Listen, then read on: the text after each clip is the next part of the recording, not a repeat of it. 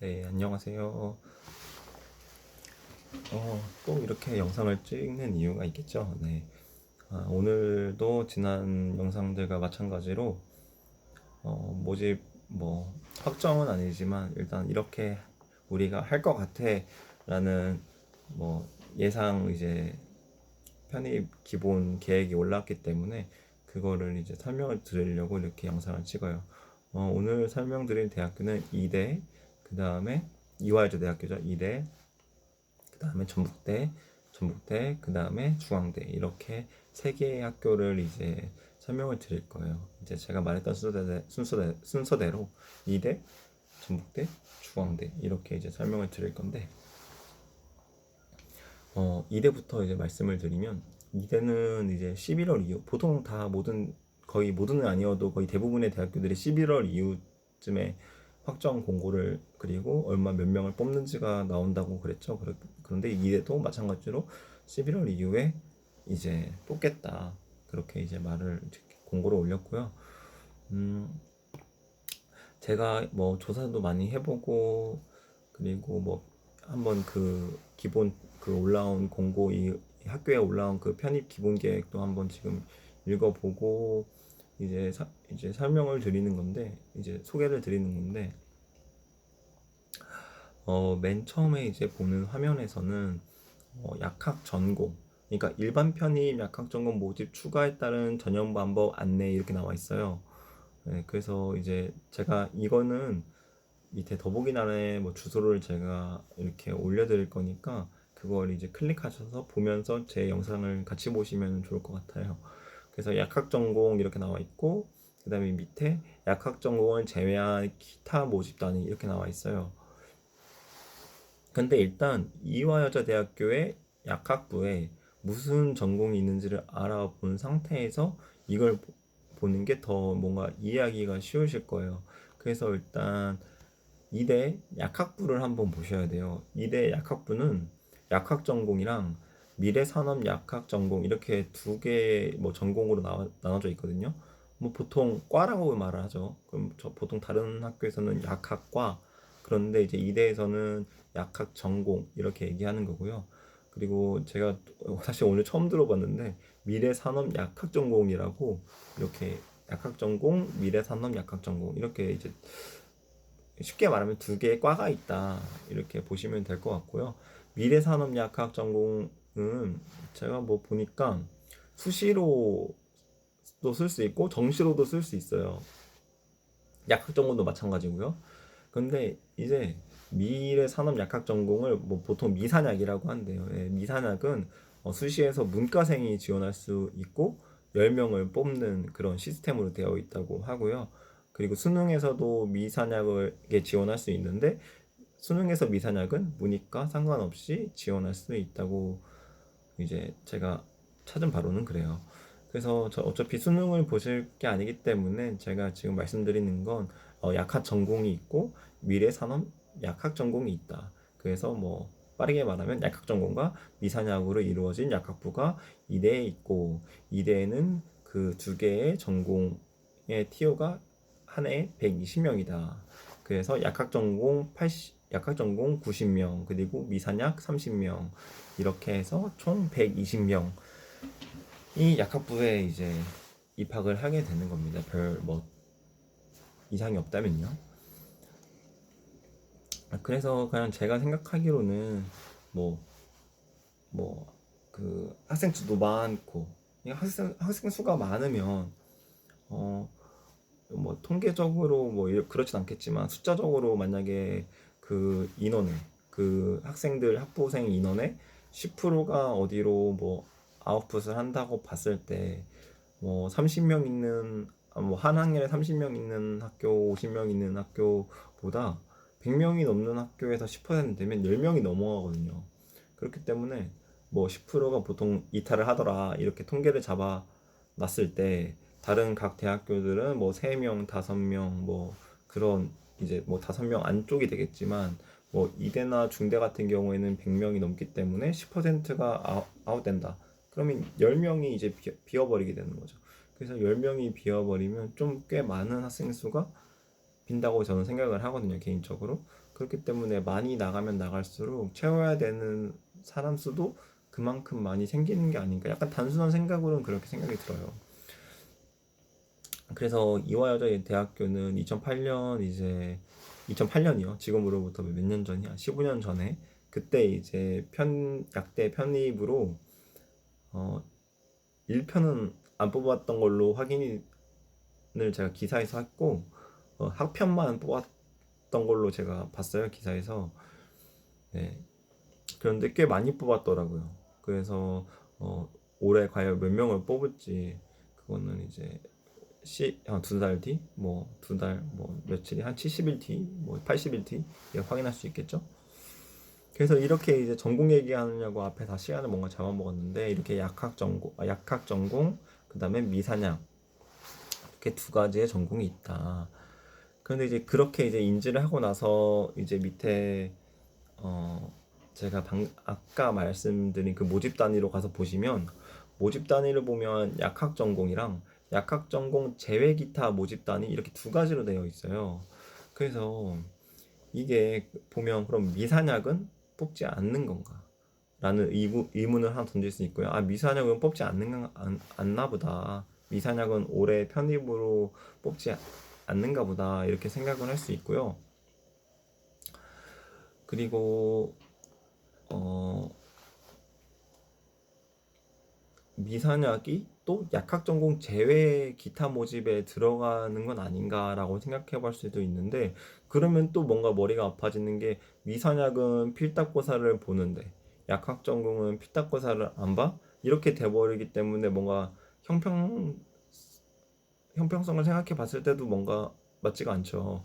그래서 어, 약학 전공이 90명이기 때문에 확률적으로 90명의 10%면 9명이 빠져나왔을 거고 미산약은 30명이기 때문에 10%가 빠져나가면 3명밖에 안 빠져나가잖아요. 그래서 아마 뭔가 학생들이 뭔가 빈 그 공간을 뭐 약학 전공에서만 뭔가 채우거나 아니면 대학에서 뭔가 충족을 못 시켰다거나 뭐 그거 다 내피셜이긴 하지만 일단 미산약은 없다. 미산약은 지금 공고에는 미산약이 없다라는 것을 지금 볼 수 있고요. 약학 전공만 있다라는 거겠죠. 그리고 전적대학 이제 약학 전공으로 편입이 될 때 이제 반영 이제 되는 그 요소들은 GPA 전적대학이죠. GPA 40, 공인 영어 20, 그다음에 서류 평가 40이에요. 그래서 이렇게 100%가 들어가게 되고요. 그리고 이제 제가 더보기란에 올려놓은 주소를 클릭해서 같이 보면서 제 영상을 그냥 귀로 듣고 계시다면 3번을 보시면 1단계 합격자 제출 서류 중 자기소개서는 폐지됩니다. 이렇게 나와 있어요. 네. 원래는 이제 1단계 합격이 되면 뭐 제가 이게 지금 2024학년도 이제 편입인 거잖아요. 근데 2023학년도 편입을 보니까 이제 1단계 합격자들은 무엇을 제출해야 되냐면 어, 전적대학 성적증명서, 수료증명서 또는 졸업증명서 또는 아니죠. 그리고 공인 영어 성적, 그 다음에 지원 동기 및 학업 계획서, 그 다음에 마지막으로 자기소개서를 제출했었어요. 그런데 이제 작년까지 제출했던 자기소개서를 올해는 제출하지 않는다고 이렇게 폐지가 된 거고, 이거는 이제 제가 이제 이 모집을 읽고 제 뇌로 한번 생각해 봤을 때 자기소개서 폐지는 약학 전공 제외의 모집에만 해당될 것 같아요. 왜 이렇게 생각했냐면 어, 약학 약학 전공을 뽑지 않았던 약학 전공을 편입하지 않았던 때에는 1단계, 2단계 이제 이렇게 해서 1단계 합격자, 2단계 합격자 해서 최종 선발이 되었잖아요. 근데 지금 약학 전공을 이제 내년에 이제 뽑을 건데 뭐 1단계, 2단계 이런 말이 없어요. 1단계 이런 말이 없고 전적대학 40, 영어 20, 서류평가 40 이렇게 총해서 100 이렇게 해놨단 말이죠. 그런데 그러면 서류평가를 뭘로 할 거냐 이거예요. 제가 생각하기엔. 그런데 지금 제가 앞서 말했던 전국대학 성적증명서, 수료증명서 혹은 졸업증명서, 그리고 공인영어, 그리고 지원 동기 및 학업 계획서, 자소서를 보면 이 5가지밖에 없거든요. 그런데 성적증명서랑 그 다음에 네 번째 말했던 공인영어, 이거는 이미 40%, 20%가 들어가잖아요. 그러면 두 번째, 세 번째랑 다섯 번째, 수료 증명서랑 졸업 증명서, 그 다음에 지원 동기 및 학업 계획서. 이걸로 평가할 수가 있을까요? 증명서는 그냥 내가 그 대학교를 다녔다는 증명서고, 지원 동기 및 학업 계획서로 40%로 평가한다? 아, 이거는 제가 봤을 때 좀 힘든 것 같고, 약학 전공은 자기소개서를 낼 것 같습니다. 네, 자기소개서를 낼 것 같고, 그 자기소개서를 평가해서 40을 뭉친 다음에 GPA 영어에서 이제 100을 채우는 것 같아요. 네. 뭐 그런 모집에 그런 디테일한 내용은 안 적혀 있지만, 뭐 지금 1단계 3번에 1단계 합격자 제출 서류 중 자기소개서 폐지라고 되어 있지, 뭐 약학대학 약학 전공에서 뭐 이런 말은 안 나와 있어요. 근데 제가 생각해 봤을 때 약학 전공은 자기소개서를 내야만 할 것 같아요. 왜냐면 서류 평가가 40이나 되기 때문에. 네, 그렇게 이제 생각을 해볼 수 있고요. 모집 인원도 나와 있지 않습니다. 약학 전공, 약학 전공을 제외하고 최종 모집 인원의 7배수를 뽑는다고 했는데, 작년에는 약학 전공이 뽑는 게 없었으니까 작년에는 3배수에서 5배수로 뽑았다고 해요. 근데 이제 올해는 7배수를 뽑는 거니까, 지금 약학 전공 얘기하는 게 아니에요. 약학 전공은 안 나와 있어요. 약학 전공은 지금 몰라요. 몇 배수 뽑는지. 네. 다른 과들은 7배수 뽑는다. 많이 뽑을게. 많이 뽑을 테니까 많이 지원해줘. 이런 느낌인 것 같아요. 네. 그래서 이제 이화여대를 이제 너무 뭐 이것저것 많이 설명했는데, 이제 간단하게 뭐 한 1분, 2분 정도로 요약을 해보자면, 이대 약학부에는 약학 전공과 미산약이라는 전공이 두 가지가 있다. 그리고 전적 40, 전적대학 성적 40, 그 다음에 공인영어 20, 서류 40으로 해서 총 100. 이렇게 해서 일관합산해서 이제 뽑게 된다. 그리고 어떠한 뭐 반영 비율이나 이런 건 나오지 있지 않기 때문에 11월에 나오는 최종 공고를 확인하자. 이 정도로 말을 할 수 있을 것 같아요. 네. 그리고 이제 이대는 여기서 이제 마무리하고 이제 전북대를 소개할 건데, 전북대는 2008년에 전북대에 약대가 없었어요. 그래서 2008년에 이제 편입에 대한 전북대 자료는 존재하지 않고요. 전북대는 그러니까 내년 2024학년도에 편입으로 인원을 뽑는다면 그때가 이제 처음 이제 편입을 뽑는 게 되겠죠. 그래서 그 반영 비율은 GPA, 전적대학 성적 10%, 그 다음에 공인영어 30% 해서 그럼 40%가 됐죠. 그 다음에 필답고사, 시험이 40%, 그 다음에 면접고사 20% 해서 100을 채워서 최종적으로 합격이 됩니다. 네. 그리고 GPA랑 영어가 뭐 2단계로 오면서 줄거나 이런 건 아니고요. GPA랑 영어 성적은 이제 그대로 최종 성적이 반영이 되기 때문에, 네, GPA랑 공인영어 성적도 중요하다고 생각할 수 있고요. 네,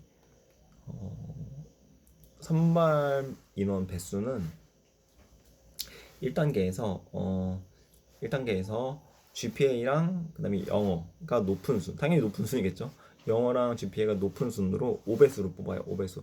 만약에 전북대에서 뭐 3명을 뽑는다. 그러면 영어랑 학점이 높은 순으로 15명을 뽑게 되는 거죠.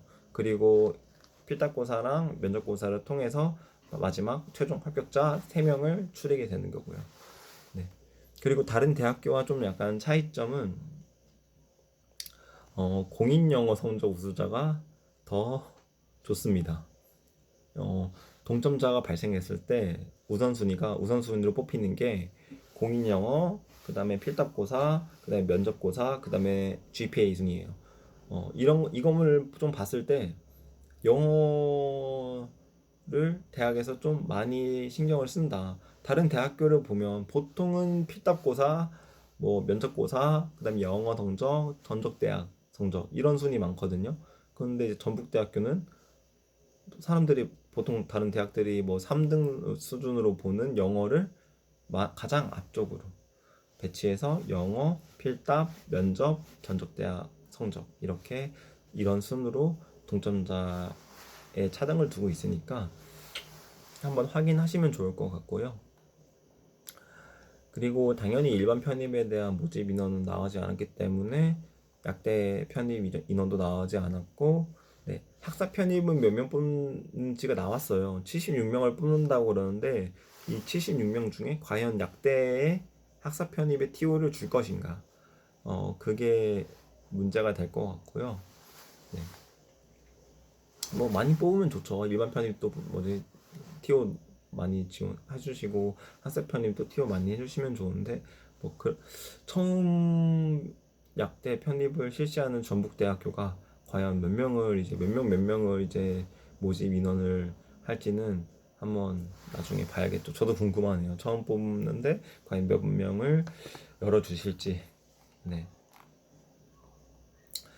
그리고 시험에 관한 거는 가서 보시면 될 것 같아요. 가서 그 홈페이지나 그 홈페이지에 들어가셔서 다운을 받으신 다음에 시험에 관련된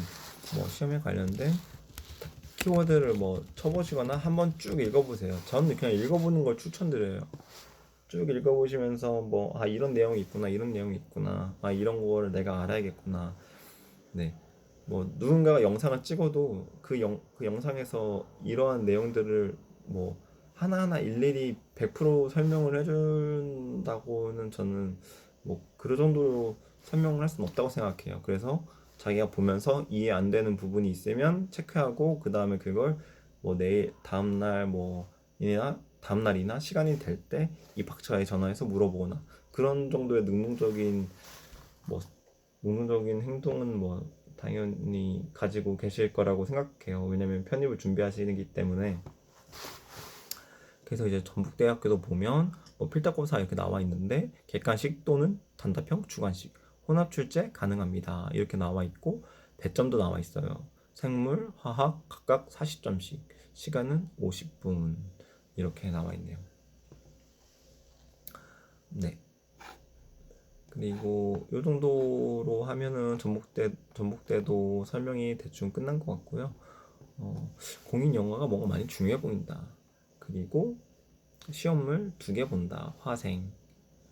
그리고 깜빡하고 말 안 들었는데 전북대학교도 선수 과목이 있습니다. 전북대학교도 선수 과목이 존재하기 때문에 전북대학교도 내가 그 선수 과목을 들었는지 체크를 해 봐야겠다. 네. 보통 자연계열 생물이나 화학이나 이런 계열 분들은 다 대학교를 다니면서 들으셨을 테지만 다른 전공이신 분들은 생물화학에 약간 그 자연과학 쪽 과목을 안 들으셨을 수도 있으니까 이런 말씀을 드리는 거예요. 그리고 다른 대학교에서 제가 선수 과목을 언급 못 했을 수도 있어요. 그러니까 그 전형에서 기본 계획이 나왔는데 제가 못 봤으면 제가 설명을 드릴 수가 없는 부분이잖아요. 이런 상황은 다른 분들도 마찬가지시죠. 다른 분들도 꼼꼼히 읽어보신다고 읽어보셨는데 놓치면 전달을 못 해드리는 거예요. 그렇기 때문에 제가 말씀드리는 거, 그리고 이 영상을 시청하시는 분들도 한 번씩 꼭 보셨으면 좋겠다. 기본 계획 그리고 최종 계획. 네, 너무 좀 중요한 부분이라서 한 번 더 말씀드렸고요. 그 다음에 중앙대는 사실 많이 말씀드릴 게 없어요. 중앙대는 좀 특이하다고 말씀드릴 수 있는 게, 중앙대는 1단계에서 다른 대학교들은 영어 GPA, 영어 GPA, 영어 GPA 서류, 뭐 영어 GPA 뭐 그렇거든요. 그런데 이제 중앙대 같은 경우에는 1단계에서 시험을 봅니다. 1단계에서. 1단계에서 이제 생물이랑 화학 필기고사를 보고, 그 다음에 10배수를 뽑아요. 10배수. 그러니까 중앙대에서, 야, 우리가 올해는 5명을 뽑을게, 인원을, 편입을. 그러면 50명까지 아마 뽑을 것 같아요.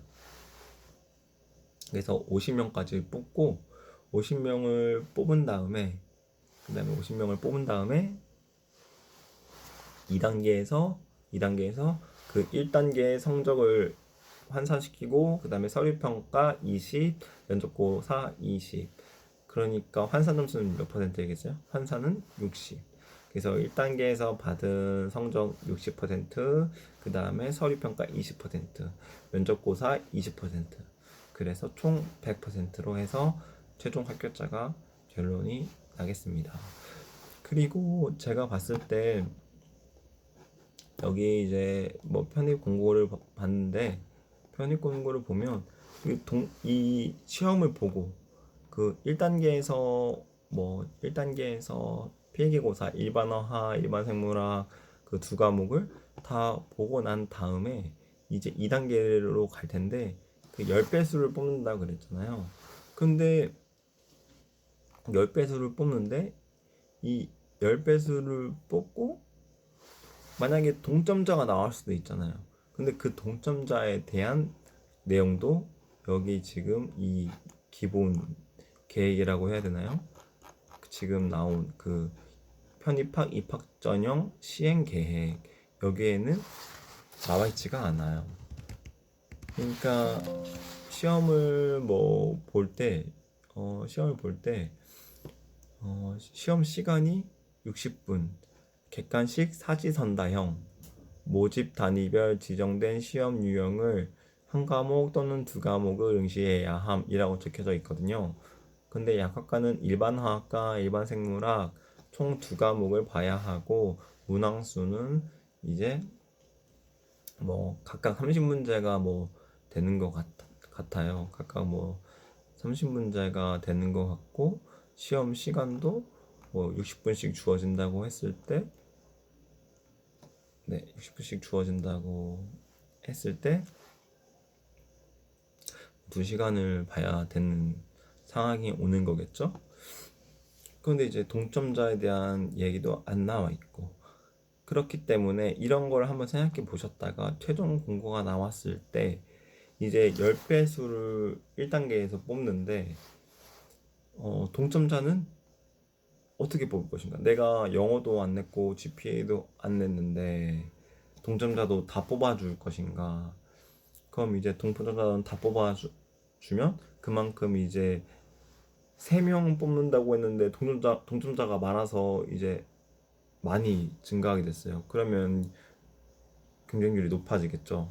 10배수보다 또 많아지는, 원래 3명 뽑는데 뭐 10배수라서 30명을 이제 뽑을 거였는데 동점자가 있어서 뭐 35명 막 그렇게 될 수도 있는 거죠. 그리고 또 뭐 아니면은 중앙대학교에서는 아예 우리는 일반 화학이 일반 생물보다 뭐 중요하다고 생각하기 때문에 이번 동점자가 나왔을 때 일반어 화학 배점이 높은 사람을 우선한다, 뭐 이런 내용이 뭐 들어갈 수도 있고요. 방금 말했던 거는 일반화학이 생물학보다 뭐 우선시한다는 말은 그냥 제 내피셜이에요. 그래서 이런 부분도 없기 때문에 12월 중앙대학교는 이제 첫 번째 장에 나오거든요. 읽어드리면, 본 기본계획은 12월경 공지되는 교육부 편입학 기본계획 등에 따라 변경될 수 있습니다. 반드시 추후 확정 공지되는 모집 요약을 확인하시기 바랍니다. 라고 나와 있기 때문에 12월경 아니면 11월 말부터 한번 체크를 해보시거나, 저도 이제 11월 말이나 12월 달부터 계속 한번 볼게요. 그래서 영상을 쭉 꾸준히 계속 최종 공고가 올라오는 대학들도 정리를 해서 올리도록 하겠습니다. 찍다 보니까 영상이 길어졌는데 네, 참고하시고 도움이 되셨으면 좋겠어요. 네, 감사합니다.